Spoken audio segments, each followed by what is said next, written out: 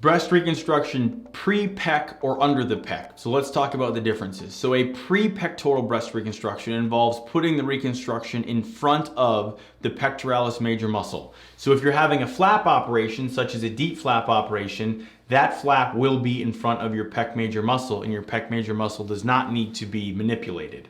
If you're having an implant-based reconstruction, you could have a pre-pec reconstruction or a under the pec or retropectoral reconstruction. Either one is an option. Which one is best for you depends largely on what the mastectomy looks like. Meaning, if the mastectomy is very aggressive and your skin is very thin, you're going to be better off having the implant under the muscle, because the muscle will do a better job creating a nice transition between your chest and the implant underneath.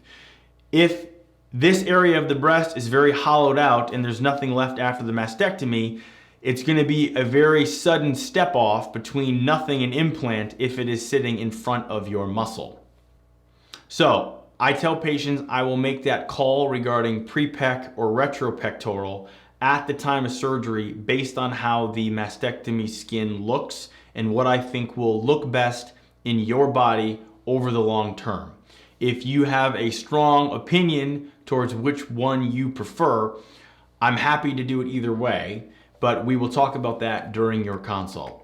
To learn more, check out our website where you can upload your photos and concerns as a virtual consult. You can also check out our price estimator to get pricing information for all the various procedures we offer. And finally, if you'd like to have your questions answered on a future podcast or Q&A video session like this, please leave a message on our SpeakPipe. You can go to our blog page and our SpeakPipe is located there. Thanks for listening.